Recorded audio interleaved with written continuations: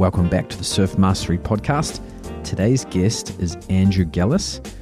Andrew is a skateboarder from New York, and I met Andrew at the skate park in New York, and he had just started surfing and fallen in love with surfing, and he very much fast-tracked his surfing progress. He's not really in the surf industry, he's actually in the skate industry, but he's absolutely passionate about surfing, and his story is inspiring. And I'll leave the intro there because his bio and stuff is intertwined into the first part of the interview. So without further ado, I give you my conversation with Andrew Gillis. Must have been 2012 or 13 when we met. Wow. Has it really been 10 years? Yep. Yeah, I know that the day, literally, me and the family landed in New York City. It was, and then the next day, the Hurricane Sandy hit. Oh my God. What year was that? That was 2012. That was the end of the universe. I remember that. Yeah. Yeah. So that was when we moved to Manhattan, and then I tried to start surfing Rockaway. And it's such a mission to get out there, etc.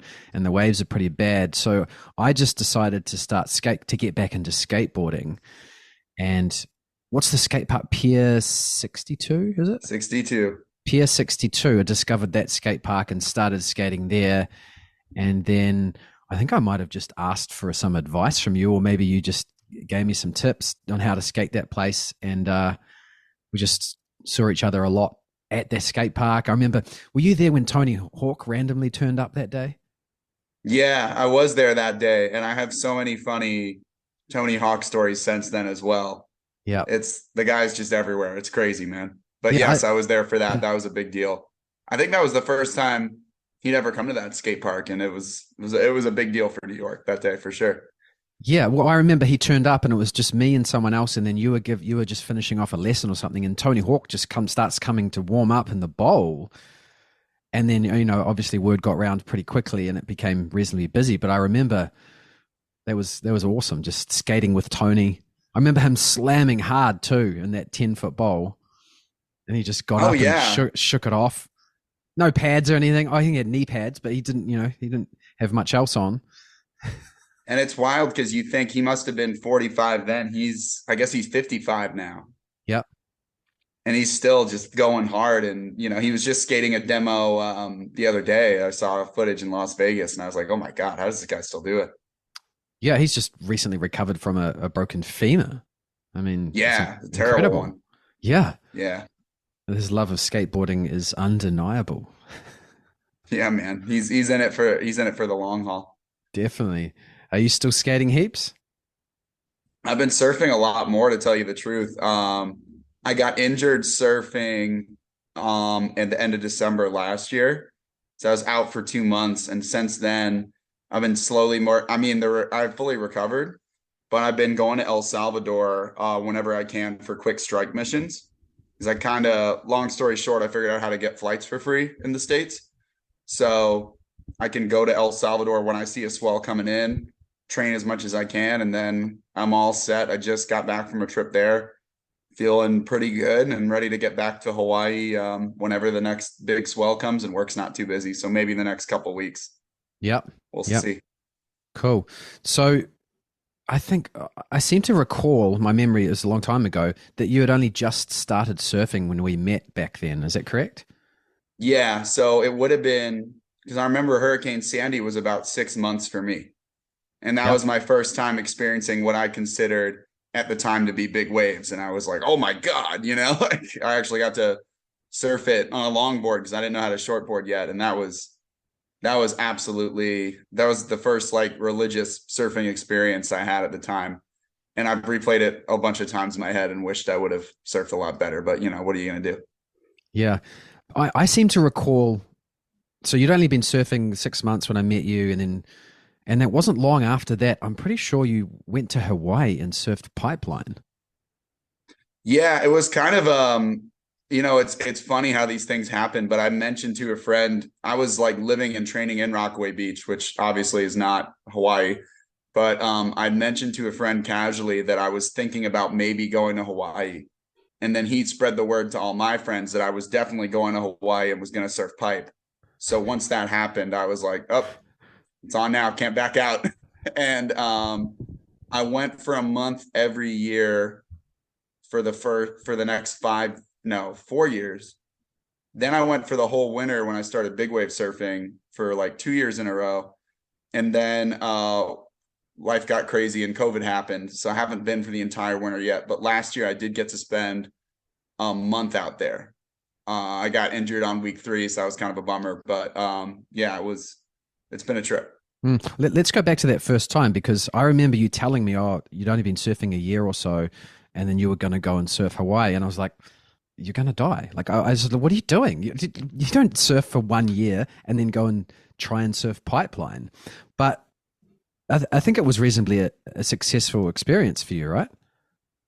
Yeah, my first year I didn't get injured at all. And I got very lucky because at the time, local law enforcement was very much in play. But I was lucky. I met Grayson Fletcher in New York at Chelsea at Pier 62 skate park. And he actually showed me the ropes and like took me out my first session out there and was just super nice, and eternally grateful for that one session, because I think that one session got me through a lot of both beatings from the water and beatings otherwise that I would have had to endure. So yeah, the good thing about the North Shore is there's a lot of different waves. Obviously pipeline is the crown jewel, but there's so many other longboard waves. There's so many like big wave reforms. There's so many outer reef waves that there really is something for everyone. But I was smart about it and worked my way up slowly. And I didn't touch Waimea the first 4 years. I just looked at it and knew I wasn't ready and just waited. I watched it a lot and then started going for this thing, and so far so good. So we'll see. Yeah. Well, do you remember the first successful ride at Pipeline? How big was it? Like, take us back to that moment. All right. It was probably who took me out? I think it was Taj Burrow took me. It was like, oh, come on. And I was like, okay. And hold on. Did Taj Bro knew that you'd only been surfing? You're basically a beginner, right? Yeah, no, I mean, that was pretty obvious. And don't worry, once you put in your time for 15 years in Hawaii, you'll still get out surfed by an 8-year-old. So that's just to me, I'll always be a beginner out there. But I think we were surfing Aukai, which is right to the right of pipe, which is it's heavy, but at least it's a shore break, like sand situation. And then yeah, it was him. We started talking because I had his board shorts on. He's like, oh, nice shorts. And I was like, thanks. And I was like, oh, it's Taj Bro, it's his board short, So we were talking for a bit. And he's like, oh, like, I reckon I'm gonna go hit pipe. You want to join? I was like, oh yeah, sure, And I was like, I was so scared. And I waited, it must have been an hour and a half, just sitting on the shoulder, waiting for that one wave. And I finally got it, just went almost completely straight. As soon as I made the drop, I was like, oh, barrel's too scary. And it went all right. And I was like, oh, I'm going to make it. And I'm doing good. And I saw this, I was like, what is that, a turtle? And there's this big boulder on the inside. And I was aiming right for it. And I had to jump and like kick my board out the last minute. And I was like, oh, I survived. But after a couple sessions after that, what I realized about pipeline is there's two sort of secrets to it. The first is, unless you're surfing it when it's maxing out, it's actually one of the easier paddle outs in the world. If you set up right in front of the break, which sounds crazy, the channel will take you just to the right, and then you just take a slight left once you've made it past the shore break and you're there. And again, I know it sounds nuts, but it's a laughably easy paddle out. It's just, what do you do when you get there? The other thing I learned very quickly at Pipeline is, this is a secret as well, no one surfs the first half hour because it's too cold for the Hawaiians. So if you can get out there from first light to about sunrise, you will have it under 5 people at most, usually by yourself, which is crazy. It can be a little nerve-wracking because obviously there's no lifeguards on duty. No one's going to get you if something goes wrong, which it very well could. But if you really want to get a session solo, just wake up early, get in there. You can still wear board shorts. It's not cold at all by my standards, but yeah, you will get it to yourself. And after that, good luck. It's just it's madness out there. Yeah, wow. That's quite rare, I think, in the surfing world to have someone that new to surfing um have a good experience. I'm sure there's plenty of people that give it a crack, but to actually have a good experience at Pipeline that early on in your surfing life is I'm still a little bit blown by it, to be honest, because it's such a Well, gnarly, no, gnarly I guess wave. the one thing I could say really quick is most of the bad injuries I've had surfing have been at places like Rockaway Beach. Surfing to me is kind of like a good zombie movie. It's never the zombies that get you, it's usually the other humans. And I've got to say, like, if you're at, surfing is a dangerous sport, and please, like, surf to the best of your own abilities. But the number one thing that I've dealt with anywhere is just people. It's just other people. And, Mm. if I had an issue with my plumbing and there was, crap and urine all over my floor, I'd hire a professional, or I'd go to plumbing school and learn how to fix it properly and get a certification, et cetera. And I feel like a lot of people don't take that approach when it comes to surfing. Mm. And it's kind of odd to me that, like, they'll just jump right into something they're not ready for and not work their way up using the steps. And it can be really dangerous for everyone. So if you're nervous, it's probably not Pipeline you got to worry about. It's your local break on a small day that Mm. will get you. Yeah, yeah. Well, you didn't heed your own advice, and you went out and at pipe. My theory is that the reason that you had such a good experience so early on is because you're such an incredible skateboarder. So you're you got good balance, and also your reaction time's crazy with being on a board, and you had all that behind you. That's why I think you were so lucky there. What do you think? I think that's definitely part of it. I remember in the very beginning, I think skateboarding impeded me surfing because I was so afraid to fall. Because if you fall, when I was just learning to surf, I was like, oh, if I fall, that's it, I'm done. And then ironically, I fell in a situation out of my control. I was like, oh, it's water. This is fine. This isn't so bad anymore. But I really think I really surfed it small the first 2 years. Mm. I don't think I ever went out above 10 foot the first 2 years. I knew I wasn't ready. And that wave is so powerful that even on what they would call 2 to 3 foot day, there's no shortage of energy in the ocean. And I don't know, I feel like it's plenty. I still to this day will not surf big pipe. I've done it a couple times. It's not really in the cards for me. I wouldn't want to disrespect any professionals or people trying to make a living out there. But small to medium pipe is so much fun and, still quite dangerous. So I think it was just working the steps and just taking it slow and really studying the wave. But Mm. eventually, yeah, you do kind of gotta go for it. Yeah, well, that's what I mean with the skateboarding thing. Like when you go for it in skateboarding, like you might be flying top speed skateboarding, and then all of a sudden you hit a stone, right? But as soon as Yeah. once you hit that stone, if you're a good skateboarder and you're an athlete, time slows down, and you gently place your hand down on the concrete and you roll out of it, and it's actually not that bad. Like it hurts, of course, you're going fast, it's concrete, but when things like that happen in skateboarding, good skateboarders, they roll out of it, right? Yeah. So I Oh think yeah. And you had that experience behind you. So when things, you could react to things, and yeah. yeah. That being said, one of the worst beatings I ever had in my life was at backdoor, which is to me way more, not just because I'm goofy, but way more dangerous than pipe. And I think once you surf a wave like that, obviously you want to be aware and, awake and ready for any situation that might come your way. But there's nothing you can do. Like you just get put in this situation where you're like, all right, if I do my best and follow everything to my abilities, this is only going to be three broken bones, not worse, and then it's just into the cheese grater you go. So yeah. Yeah, I think Mm. it's a little bit of both, but the further you take this stuff, the more it's just like, okay, well, here we are. Time to take a beating now. Mm. There's no, Yeah. you can roll on a reef, but it's not going to feel too good. It's not like the concrete. Yeah. Yeah. Well, it sounds like you had, through your skateboarding connections before you got into surfing, obviously there's a lot of crossover there. So you went to Hawaii with some support, and, so that's probably part of it too. And did you have you had a lot of support and mentorship and coaching through your surfing journey? I have mostly it's just been friends of mine. I still do the shoulder stretch every day, the open up your chest thing. I show that to all my students all the time. So thank you for that. Most of it's just been learning from watching. One thing I'm a firm believer in is I don't teach surfing by any means, but occasionally I'll take someone surfing or show them the ropes in Rockaway Beach. And I always tell them, I say, don't look at people. And they're like, why? And I'm like, because they're doing it wrong. And the more you look at it wrong, the more it becomes real to you wrong. And whether, even if you know it's bad, you're subconsciously taking in that information. You're believing this is what I should be doing.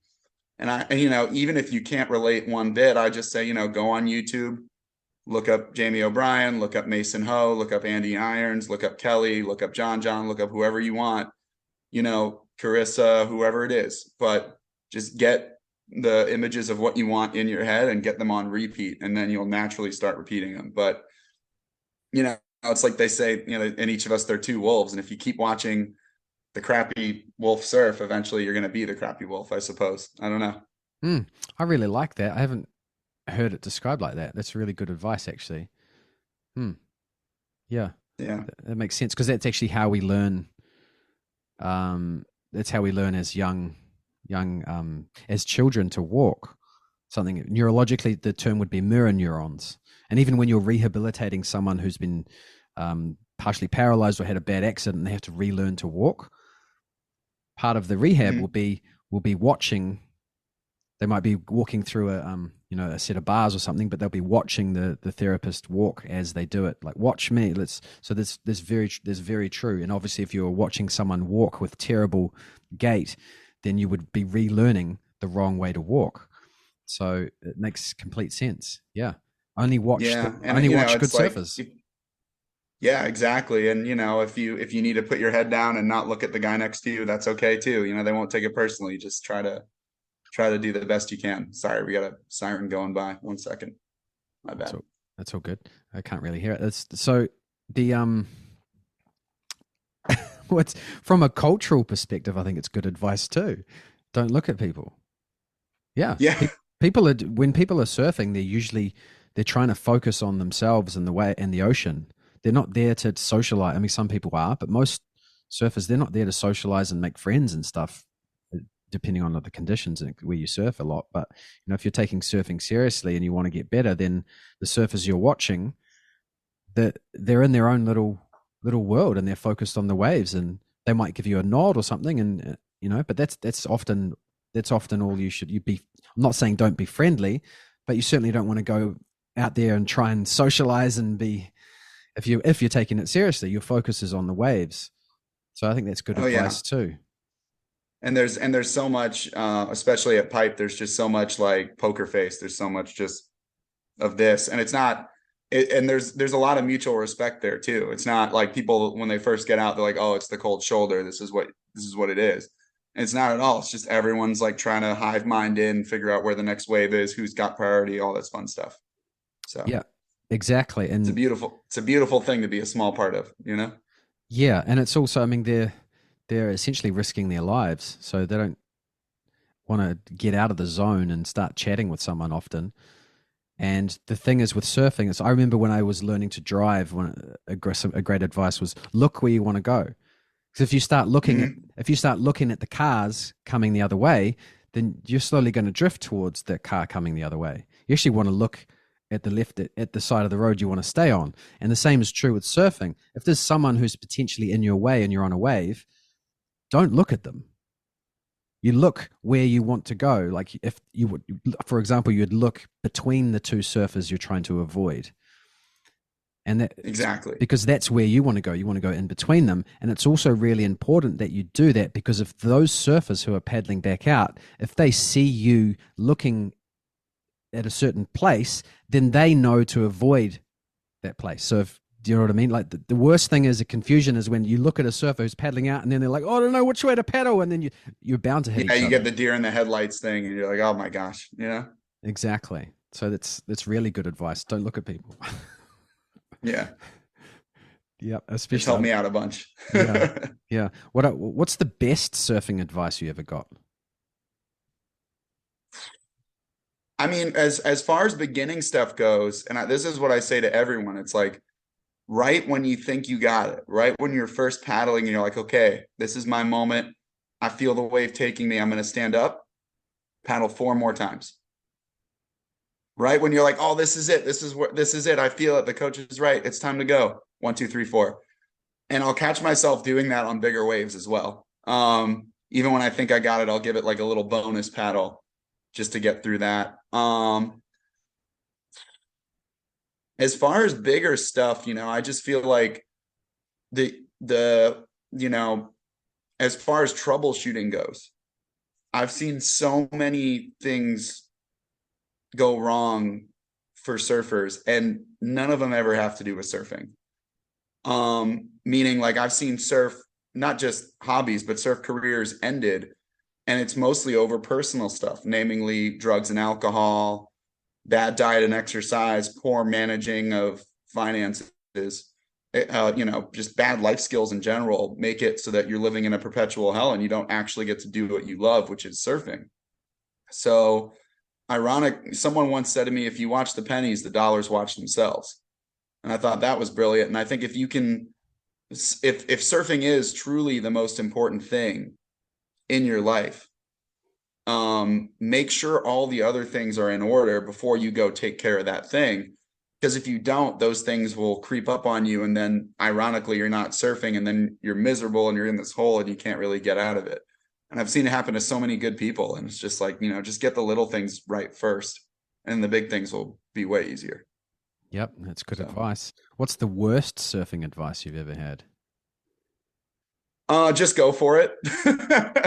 you know, just go for it. I can tell you the worst thing I've ever heard was going back to that poker face thing. I was at a big to medium day at Pipe. Everyone was like dead serious. So there were probably like 50 of us out. And there was one guy, is like an overweight American.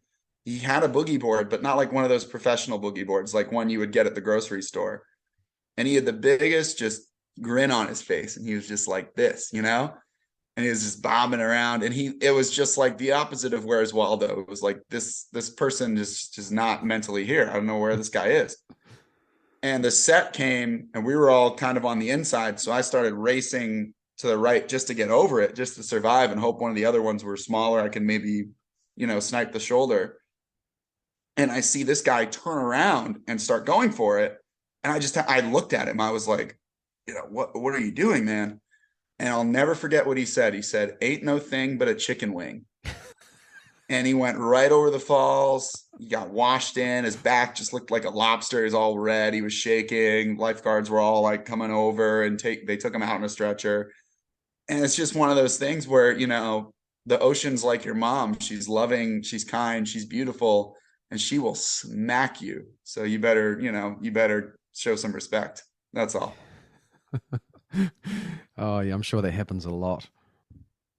Yeah, not so much at Pipe. I see it happen a lot at some of the other breaks, but there it's usually pretty good. But that was like, whoa, that was crazy. I don't know what that guy was doing there. Mm, yeah,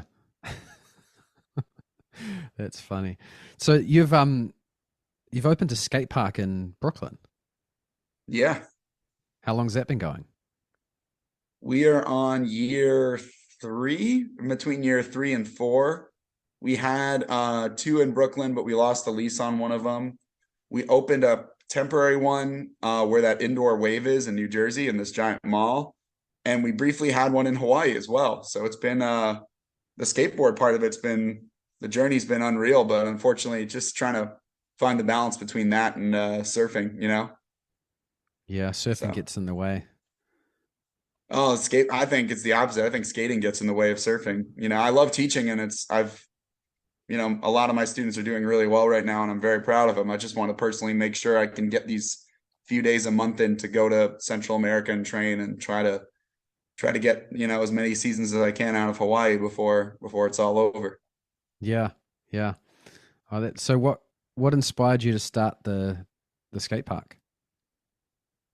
Well, so when I was teaching you, it would have been, or when we were skating together more, or trading or whatever, 2012, 2013. I was still pretty young and pretty new in the business, but as time progressed at Pier 62, I ran out of hours in the day. I was booked from 8 a.m. to 8 p.m. on weekdays in the summer.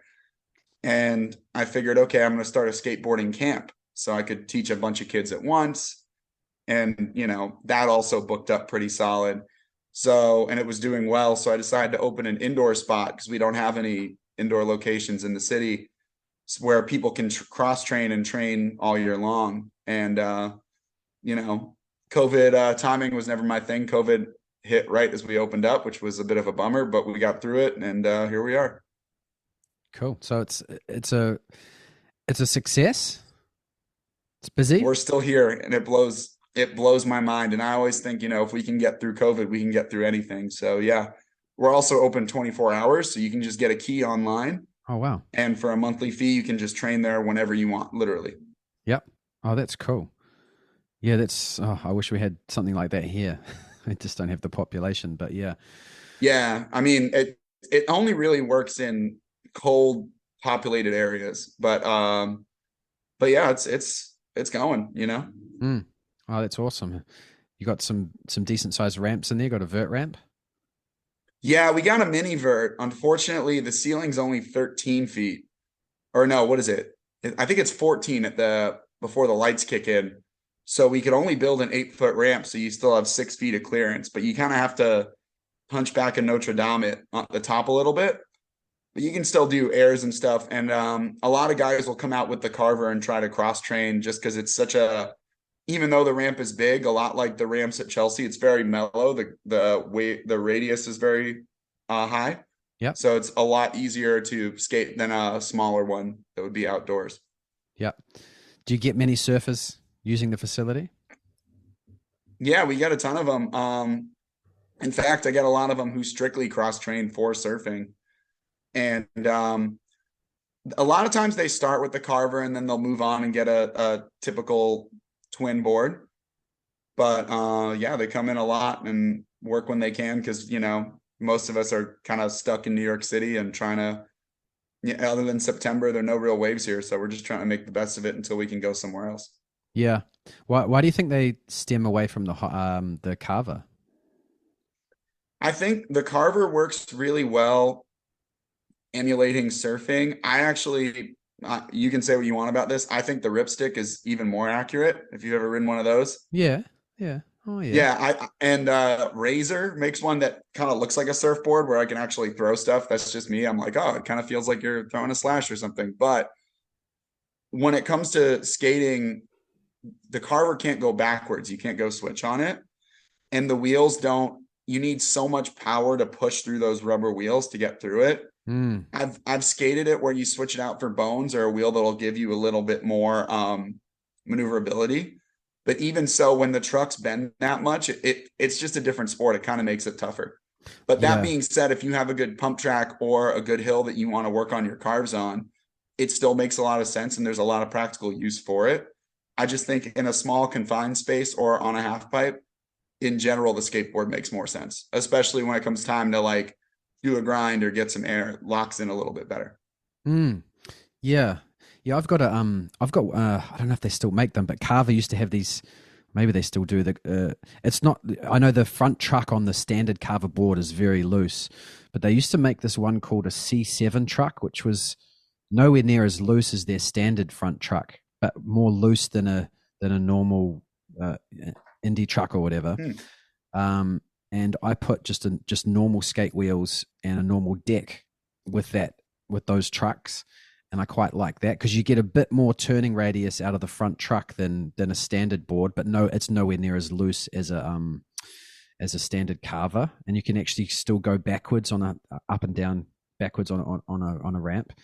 Oh, nice. Yeah, so that's always an option. Have you ever ridden the one? The other wheel? thing is the only thing with the carver, and it's not just the carver as a brand. I feel like I know there's a bunch of other ones. They're all flat. They don't have any concave on it, which makes sense theoretically because it's not like you're going to kickflip or tray flip the thing. But when that happens, I just feel, maybe it's because I grew up skateboarding, but I feel like my feet just slip off way too easily.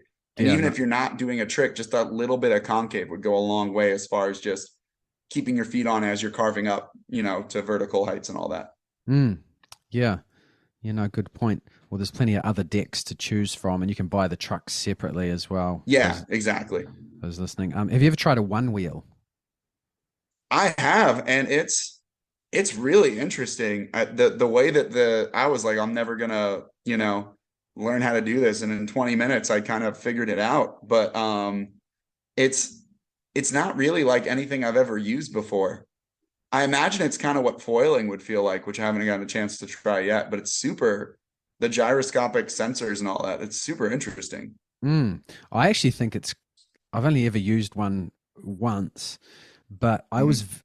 I was actually quite, I think it's very close to surfing because the thing with surfing is there's one pivot point essentially, which is the middle of the board, right? And just like with the one Mhm. wheel, and when you're riding a shortboard at high speeds, a surfboard is a very sensitive piece of equipment. It doesn't take much weight shift to change direction, and that's the same with the one wheel. So I saw a lot of similarities between those surfing and the one wheel. Mm. I guess so. I was only on flat ground at the time, and yeah, I guess it could feel kind of similar.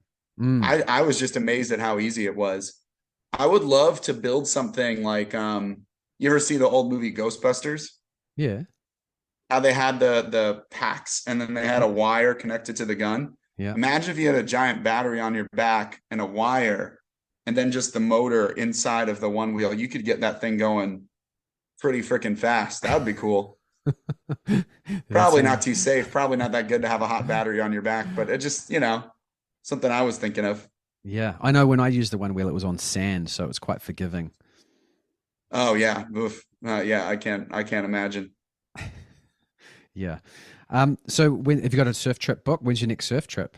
Or you just wait for a I swell? don't have anything booked yet. I am kind of mad because I just went to El Salvador and I looked and my buddy Bal was at Pipe Alone, like scoring perfect waves. And I was like, oh God damn it, I should have made a left, but I definitely have the miles lined up and I have my 9.6 out there ready to go. So I'm just I have a bunch of Halloween stuff I got to take care of out here. And then once that's over, I kind of have this window from I have Thanksgiving stuff with my family, but I kind of have this window right now where I could go and just kind of waiting for the right swell to line up, maybe 2 or 3 days notice, and then stay maybe, if I'm lucky, 5 or 6 days and go back to work. Yep. So Oh, cool. Oh, you got the surfing bug. It's awesome. yeah, it's especially if Waimea is breaking, oh my God, there's no place I'd rather be. You said you've got a 9.6 in El Salvador? No, I got a 9.6 on the North Shore. I don't think Oh, you would okay. need yeah, that's just for Waimea. I actually finally I had this 9.6 for like 5 seasons and I finally the leash snapped, or not even the leash, the tow rope snapped and like ripped the plug out and like the thing just went into the rocks and got destroyed. And that day I just went to the store and bought the same exact Bushman 9.6 glassed on fins. I was like, okay, I'm ready. So I love that wave. I stay, a 10-minute walk from there and I really hope it breaks again. So So, okay, so when did you start getting into bigger boards? Like it's a gun essentially. Was that pretty early on? I think my third, or was it third? Yeah, my third or fourth year in, I bought Aritz Arabu was selling out his quiver. He was done for the season. And I bought one of his 7.0s and I started surfing pinballs. I started surfing Jocos and bigger Lanikeas and Chuns on it. And it did make a world of difference. But once I started hitting Waimea, I got the impact vest and a 9.6. A 10.6 in some ways might be better because it's not so much necessary, but when there's a crowd, then you can sit further back. You just get more waves. But if you can actually go left at Waimea after the drop and then turn right at pinballs at the last minute, you can get barreled there. So having a little less, compromising a little bit of paddle power for a little more maneuverability was kind of is where I fell into the 9.6 there, Mm. you know? Yeah. You've had it's quite, I would say, quite a fast tracked surfing experience, like in life. That's pretty awesome because that's. Oh, when was the first time you surfed Waimea? That would be the first time I ever tried it unsuccessfully was 2016 on Christmas during the Christmas swell. I finally was like, pipe was like 25 to 30 and perfect. And I was like, there's no way, I'm not ready for that. But there are a couple guys out at the bay, and me and my friend borrowed this 8-foot board and gave it a shot. But after that, yeah, I'd say I spent like two long winters there just trying to figure it out. And it's been unreal. It's just a lot of hold down training. But overall, as I'm getting more and more comfortable with it, the hold downs there, because it's so deep, are not as bad. As long as you're smart enough to wear a vest and work on your breathing a little bit, I'd say it's way less dangerous than surfing, head high Rocky Point, or a spot where the reef is just going to get you. Yeah. Okay. So 2016, that's still only what you'd only been surfing for 3 or 4 years. Yeah, something like that. Five, I think I maybe. was like just starting my 5th year, and Yeah. I was like, all right, it's time. I didn't get a chance to surf growing up, so I've Yeah. kind of Well, had to.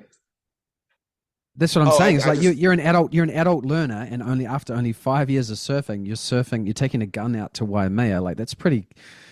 I mean, it's awesome. It's also, but it also sounds like you were smart and you did some preparation, some breath work, and yeah. yeah. I mean, my whole thing was, I before the skate park, I also have a restaurant now, so that's been very time consuming. But I really was able. I was so fortunate with my schedule. In the winter in New York, you can't work. And Hawaii is one of the few spots where the winter is actually better. That sort of is the season, and it's still in the United States, so it's like easy to travel to. It's relatively cheap. So the way that like my life was sort of inadvertently worked out was I could work every day for 8 months and have 4 months off. But those 4 months, surfing was my job. I didn't have a job. I woke up every day, I surfed, I ate, I went back to bed. And I didn't really party that much either. That was kind of it. So I got really lucky that I probably clocked in as many hours as other people. I just crunched it all into a very short amount of time. And although, like, they all say, what would you do differently? Well, maybe I would have started surfing when I was 3 and been born, been the fourth John brother or whatever. But I do appreciate it a lot more. I feel like I watch a lot of my friends who grew up surfing, and it's just a thing that they do. But like for me, it's such a privilege this day that every time I get to surf or get even a remotely decent wave, it brings me so much joy because I had to wait so long to get it. Mm, yeah. I think that's kind of helped me out personally. Yeah. This reminds me of a Jerry Lopez quote. The first 20 years of surfing is just to make sure you like it. Something like Oh, that. sweet. So All yeah. right. Well, in 9 years, I'll get back on, and I'll have to tell you if I'm in or not. Yeah. If it was just a phase. Yeah. Well, I think, yeah, surfing's one of those things. There's no limit. You can always get better. There's always a more challenging spot to ride or board to surf or whatever. So that's the one awesome thing about surfing. Oh yeah. It's a drug you truly cannot OD on. It's beautiful, you know? Yeah. You must have had some close calls on the North Shore. Yeah. Yeah, I had a couple. I had the one my first year, someone dropped in on me at a beginner spot at a spot called Freddy Land, which is just a big wave reform.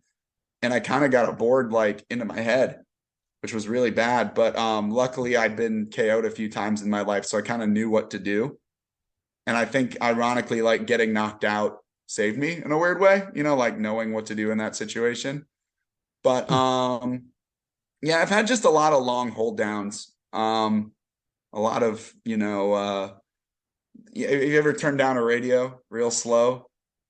It's kind of like that. You feel everything fading, you hear the hum, you see the light a little bit, and then you come up and you're like, oh, okay, we're good, Yeah. So I've had a few of those, but mostly, honestly, if you surf conservatively and you even in big situations and you trust your training and your more importantly your equipment, if you just wear one of these impact vests, you won't be under for that long. You know, Hmm. there've been very few instances. I did have one freak accident in California where I kind of got choked by someone else's leash underwater. It was like getting hung by a noose, and it changed my life.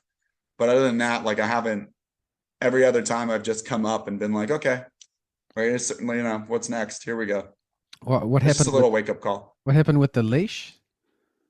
Well, I was surfing Rincon, which is it's a really mellow spot. It was probably like 6 to 8 feet on a north swell, and I made it out of a wave, and this other guy was right in front of me on the next wave, and I was paddling out, and as we spoke before, it was a bit of a, which way are you going? No, I'm going this way. No, this way. So he kind of kicked his board one way and jumped the other, and then the leash clotheslined me Ooh. and started pulling me under, which was really just brutal pain. But then he, you know, when he finally realized what happened and came up and it like loosened up, I instinctively took a breath, but unfortunately I was underwater and just Oh. took in a lot of that cold Pacific, Oh. not the cleanliest water ever, and just real painful. And Oh. yeah, I kind of had a thought during that time. There was one part of my life I really didn't like, and I was like, well, at least I don't have to deal with this anymore if this is it. And when I came up from that moment on, I was like, nope, that's out, you know, and that sort of changed me forever. Oh But other wow. than that, all the other wipeouts have just been kind of, you know, par for the course, if you will. Yeah. Yeah, man. Leashes can be dangerous. Far out. That's Yeah. intense. Taking a breath. Oh yeah, that pressure tricked your brain, and you thought you weren't underwater, and you breathed in. So you, Yeah. how And much how just, much water did you take in? enough to throw up a couple times. It wasn't so much the like unsettling stuff of the stomach. It was just like the immediate physical pain of just the water going right where it shouldn't. It was like drinking fire or something. Yeah, and what did you do? Paddle back out and cough it up, or did you just No, go I straight went in? straight in as soon as I could. I just like held onto my board, like hugged it for dear life, let a wave push me all the way in, right to the rocks, just started puking. The guy was actually nice. He like came up to me and was like, "Can I help you?" I was like, "No, fuck off." And it just kept throwing up, you know. And then I had to wait there for like 40 minutes because my friend who I drove with didn't see it and was just came out, was like, "I had the best session ever." And I was like, "Oh, cool." You know? Let's drive 2.5 hours back to Los Angeles. This will be great, you know.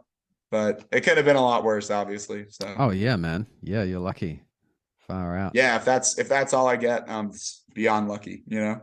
Yeah. Oh, I had a bad experience with. I remember surfing this. We've got river mouths here, which Mm-hmm. almost like the waves kind of look like pipeline. They're very square because they break. All of a sudden, the swell had um, a shallow shingle bar that's been pushed out by a Mm-hmm. river, and the river's also running under it. So you've got a lot of water moving. And I remembered I had this is early on in my surfing life, and all I had with me was I had a longboard leash because my short leash had broken. So I took my Mm-hmm. shortboard out with this big old longboard leash, and I'd never surfed this place before. And I remember paddling in, and there's just so much water drawing up the face from the river flowing out, and the wave was Oh so my heavy, God. and it's black water because the river's flooded. And I just went straight over the falls, slammed into the shingle bar, and my board must have been grabbed by the river, and it wrapped around my chest. And because I went to remember reaching to put my hands over my head, but before I could even do that, the leash is wrapped around, so I'm literally like in a straitjacket, and the leash has gone all the way around, and the surfboard's here, just hitting me in the head, and this leash is Oh wrapped my around me, God. and I'm getting dragged along the shingle bar by the flooded river, and I thought, oh, this is it. Oh my God, I'm gonna drown because I wore the wrong leash. But thankfully, I Yeah, managed. it's I came up and everything was pink. I'd been under, I don't know how long I'd been under, but I was obviously freaking out. But whew, yeah. yeah, you'd seen a little bit of the end there and you were coming back, right? So weird. Yeah. So weird. Yeah.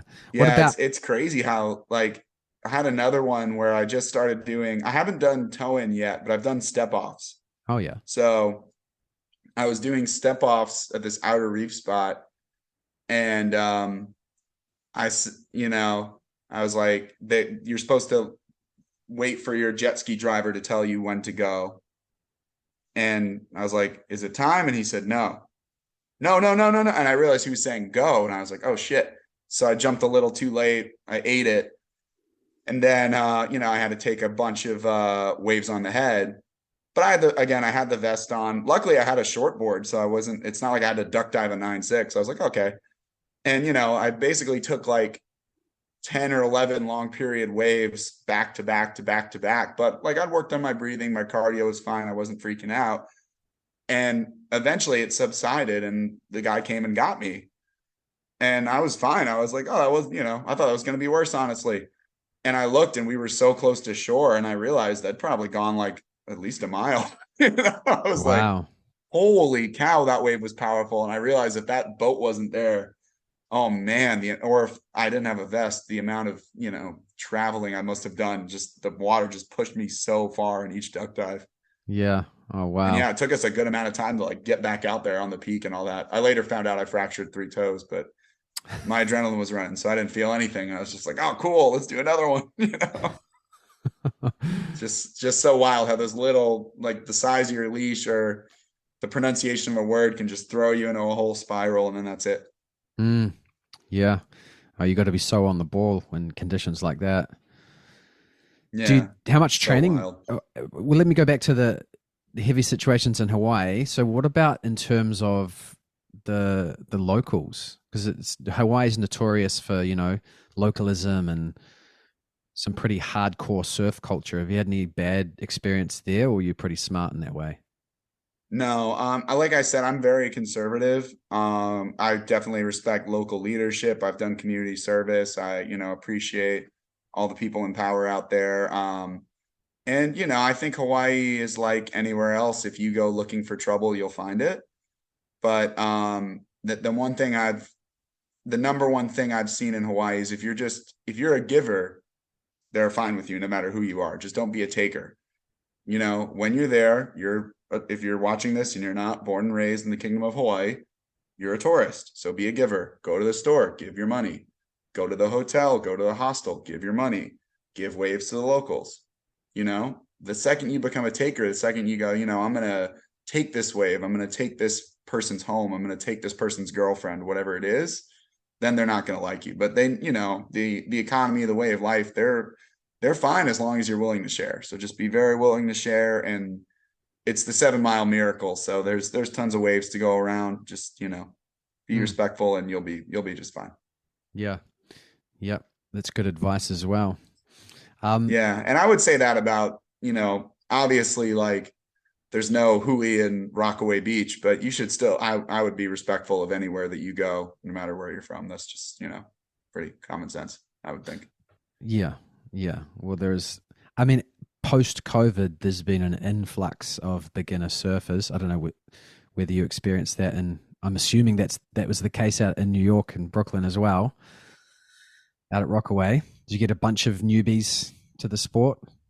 Yeah, we did. But I feel like we've always, this might sound weird, but I can't discern the difference necessarily between a beginner and a seasoned veteran, because going back to what I was saying before, like there are people who have, been born and raised surfing where I'm from for 20 years and they're bottom turning wrong for 20 years. And I'm Mm, I'm almost like, well, like that being said, we have some very talented surfers coming out of Rockaway Beach, some far better than I'll ever be.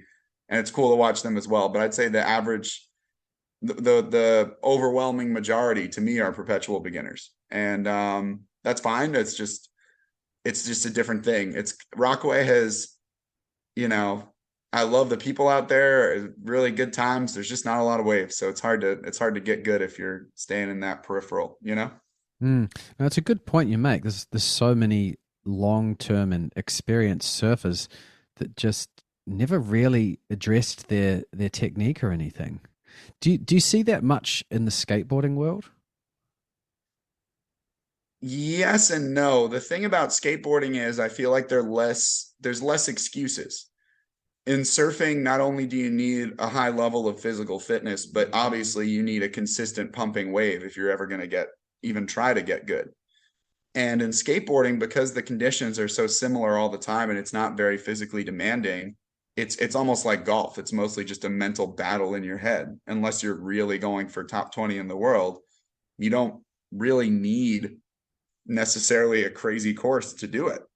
So that being said, like I think in skating, you do see people progress quickly and then you just see more of life get in the way. Whereas I have a little more empathy for a surfer who really wants to get good, but is landlocked in Rockaway Beach or wherever they're from and just can't afford to travel like some of us get to at this point, you know? Hmm. Yeah. Yeah. It's a good point too. I So guess. it seems easier to move up and to like start from the bottom and make it to the top in skateboarding than it does in surfing in general. Hmm. Yeah. Yeah. Tell me about, I wanted to ask you about your restaurant too. When did that start? Oh boy. Uh well, I went vegan about 4 years ago, not for surfing, just for other reasons. Although I will say, personally, I think it's helped a little bit, but could be the placebo effect. I don't know.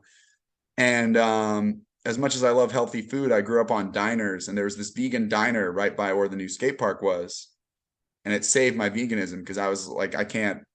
I know I should just eat grass 3 times a day, but I can't. I need protein. I need greasy diner food.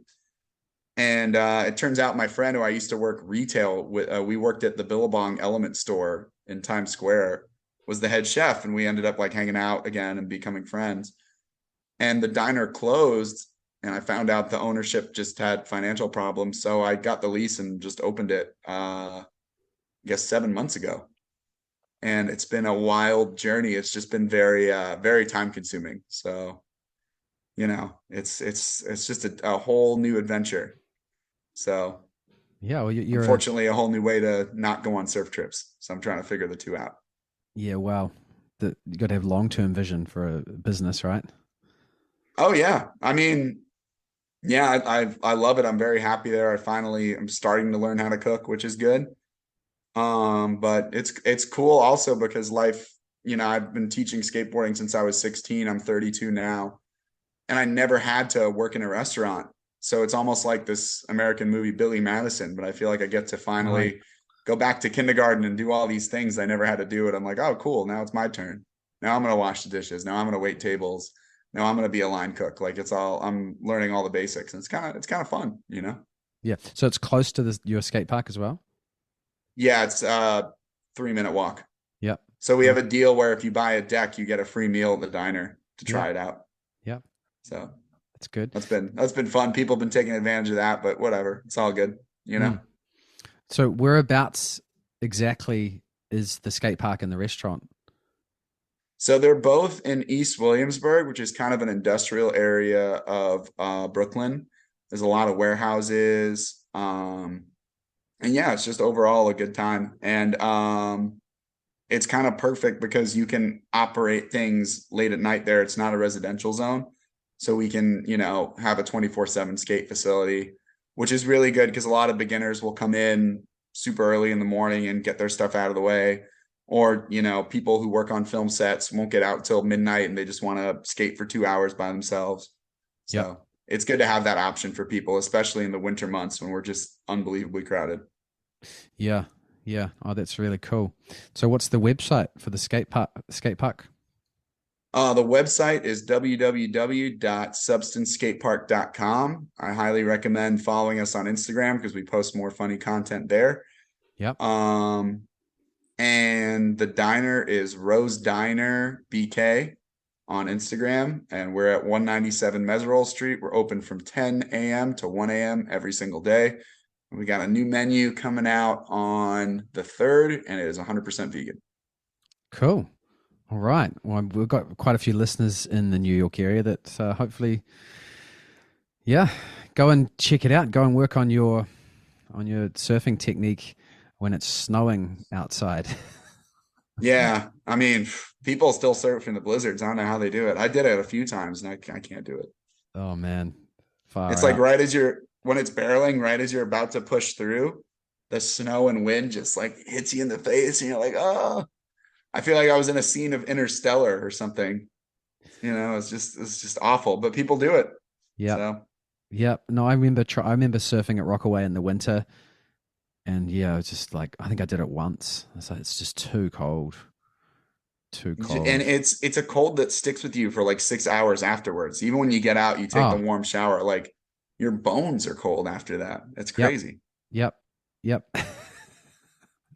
Yeah, because Yeah. we were living in Manhattan at the time, and I remember seeing like these mini icebergs flowing down the Hudson. I was like, "Oh, it's pretty cold," but it gets so Yeah, cold. but if it's been like, if it's been 1 to 2 and onshore wind for the past month, and then there's that one 3 to 5 foot day, you're like, oh my God, I'm doing it. And then it's just totally not worth it. Yeah, well, that's the thing, right? You can get some really good waves there in winter, right? You can, yeah. I've seen it blizzard barrel. It's insane to watch, but usually it's watching from the comfort and safety of my own home or from a beach somewhere. I'll be like, oh, look, they got waves back home too. That's cool, But Yeah, I just can't perform the cold like that. yeah. Have you ever surfed with Ballaram? Yeah, yeah. I've actually become really good friends with his mom. She's the glue. She like holds it all together. Him and my kids are working together on a brand too, which is really exciting. And it's cool to watch him surf because I always knew he was good, but seeing him the last few years, obviously he just had the big win at Pipe, is you really see what a chess player he is, especially at that one specific wave. I think that almost like I don't want to say a young Kelly Slater, but a young Kelly Slater, he really is so focused and so dialed, not just on what he's doing with the wave, but on wave selection, that you can tell. I can see how he advances through these heats and does as well as he does. Mm, yeah, And on top of that, he's just a really nice person, which is rare than it should be these days. So props to him. yeah. Because And he, if you haven't gotten a chance, see his movie. It's incredible. oh, actually, I haven't seen that. What's it called? Hail Mary. It's about his story, being raised by his mom and being from the East Coast and making it. And it's kind of wild. It really puts things in perspective, and seeing how he grew up and where he is today. It's pretty awesome. Yeah. Okay. Cool. Well, I'll put links to that and to your website and the Diner website, Substance Skate, etc., in the show notes, so people can get a quick link to that. Go and check it out. Links to the Instagram, your Instagram, the skate park's Instagram, etc., will be in the show notes too. It's just coming up on the hour, Andrew. So thank you for your time, and we should definitely keen as to check in with you, see how your surfing journey's gone. Yeah. Well, if you got 3 minutes, I got a pretty funny Tony Hawk story if you want to hear Oh, it. please, yeah, no, do it. So, for the last like 5 years or so, we've been hosting this Halloween contest at this in not this outdoor skate park in Brooklyn called Owl's Head. It's in the middle of nowhere, but it's fun. Everyone dresses up. A few bands play. Usually about 20 people show up. And last year, I decided to be Tony Soprano Hawk for Halloween. So I had the cigar and like the leather jacket. And I was like, I made this stupid video. I was like, oh, Tony Hawk is gonna be there, and, like, show up. And funny enough, like I was in character the whole time doing my stupid thing, and he actually showed up to this like skate park in the middle of nowhere. And he's like, hey, what's up? I'm Tony Hawk. And I was like, I'm Tony Hawk. You're an imposter. We had a whole dialogue going. It was great. And I hope we have the contest again this Saturday. I hope he makes it. I don't think he will. I'm not going to dress up as him again, but it would be really cool if he did. So Book them and they will come. yeah, that was a shock to me. I was like, oh my God, he's here. But So was it it was it happens. was it literally a coincidence, or did he happen to see your Instagram, or what? Like, Well, so I don't really know, because we chatted a couple times. He came to the skate park in Brooklyn. He was very nice. We were chatting on Instagram for a bit, and I DM'd him the video, and he left me on scene. So I was like, he's not coming. And he never responded, but he did show up. So I don't know. To this day, I truly don't know. I don't have his phone number. It'd be a lot cooler if I did. But the Birdman just swoops down sometimes. So you never know. You never know who you're going to skate with next. That's cool. You got a couple of random Tony Hawk run-ins. That's cool. Have you surfed with him yet? You've seen him surf? No, I have not. I haven't surfed with him. I saw his tweet about surfing when someone was like, "Yo, you look like Tony Hawk." I think that's always funny. But did I surf? I did get to double for John, which was amazing and like very, very humbling. So I got to wear a wig. I looked like when he had long hair. Okay. I looked like Annie. What was that from for? The musical. It was for a Marvel commercial that never aired, but it funded my surf trips for a while. So thank you, John. Sorry, I'm 10 pounds heavier than you, but other than that, we're pretty similar. You might be a little better at surfing than me, just a little, but so that was fun. Oh, that was a good time. Life peak. It's over. Yeah. Oh, cool. Well, man, thank you so much for doing the podcast, and let's keep in touch and do it again. See how your surfing journey's going. Yeah, for sure. I'm down. I'll try to do a live report from the North Shore if you'd like. I know it's a different time zone. It's actually probably closer to you. So maybe like a Volcom House update or something if they'll let me in again. We'll see. Oh yeah, that'd be choice. That'd be rad. Hell yeah. Yeah, I'm cool. down. I'll DM you as soon as I know like what my dates are. I usually know like 2 or 3 days out. I'll see a swell and I'll go. But I'd love to. The audio will be crap, but I'll try to get a live feed from somewhere big, and that'd be cool. Yeah, that'd be cool. All right, man. Well, thanks for doing it. Yeah, and send me a few clips and we'll cross promote it on Instagram. And always a pleasure, man. And thank you for your help in the beginning with my surfing journey, man. It was cool to see you out there, clearly knowing what you're doing, because not a lot of people in New York did. And it was great to just the simple stretching and the seeds you planted in my mind really, really helped me out. So thanks again, man.